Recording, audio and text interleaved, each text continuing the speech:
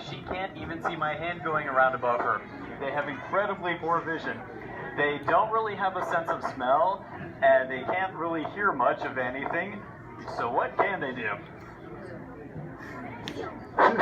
There we go, he's right, they feel vibrations, and they feel them incredibly well. She can feel every single one of you shifting around and wiggling, so if she feels everybody crowding around her, she might get a little scared and not want to eat first. Don't worry, if you have a question, I will answer questions at the end, and I might even cover what you're curious about during this little demonstration. Alright, so because they are so sensitive to vibrations, they do need to have live prey. So this right here is a distant relative of Rosita. Now Rosita is an arachnid, not an insect.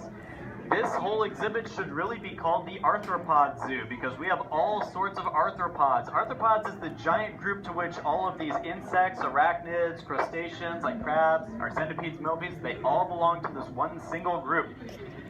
Now Rosita needs live prey because she is so sensitive to vibrations. If we put in a dead cricket, she would not recognize it as food.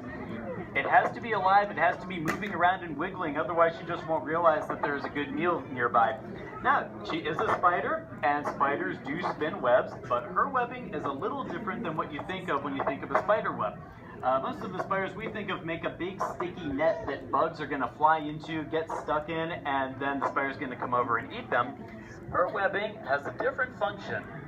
They mat their surroundings with it, and what this does is it allows vibrations to travel through it much more clearly than it would through the ground itself. So if there's an animal walking around on here, she can get an exact picture in her head of exactly where it is in relation to her, how big it is, where it's going. It really just makes her tell what's around here so much easier.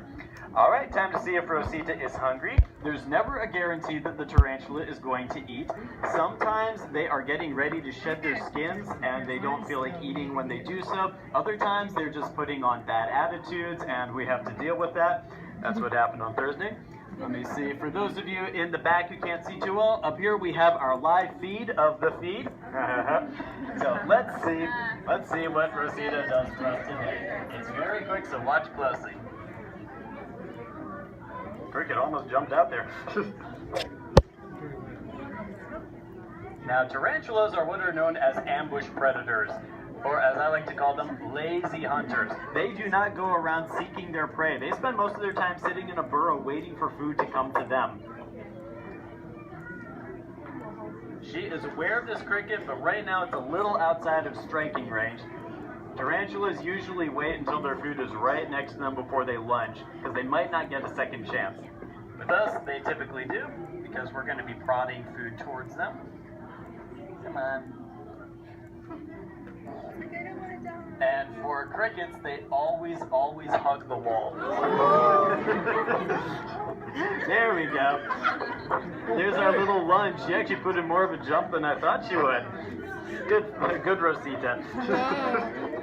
Alright, so what she has done, she has lunged over and grabbed the cricket with her fangs and begun injecting her venom. She has 2 fangs in front of her that are about the size of cat claws. And remember, let's not get too close because she can still feel you. She still knows that you're there. She could climb the wall, but doesn't feel like doing it right now. So she stabbed it, she's injecting her venom, and as big and scary as she looks, her venom is only about as strong as a bee sting. It's really not that powerful. There are no lethal tarantulas. The worst ones that you're going to get are like getting stung by a yellow jacket. Now with this little cricket, it is not going to kill the cricket, it is going to paralyze it. And while the cricket's paralyzed, she's going to eat it in a very bizarre way. We have this nice, handy jaw. It chews up our food and mashes up our food and makes things really easy for our stomach and intestines to do all the digesting. She doesn't have any jaws. Instead, she is going to mash up her food by vomiting on it. She's going to spend the next couple hours slowly regurgitating stomach acids out of a tiny little mouth in between her fangs, and they are going to melt the cricket, and as it liquefies, she drinks up the liquid that it turns into. Basically, the entire cricket gets dissolved this way. If you ever get the opportunity to see a tarantula that's on the side of the glass with the cricket in its mouth, the cricket will slowly shrink into nothingness. They will eat the whole thing. It's a long and lengthy process. It takes about 4 hours to eat a whole cricket, but they've been doing it for millions of years, and to them, we are the weird ones. So what I'm going to do is I'm going to put her back up on the card here, and you all can come up and take a closer look at her. Feel free to ask questions, take pictures. Right now she is doing what we call the victory dance because she is spinning new webs everywhere. I am going to ask everyone, though, to please not tap on the glass, jiggle the card. She is still sensitive to vibrations, and if she drops the cricket, she might not know to pick it back up. So let's be very gentle.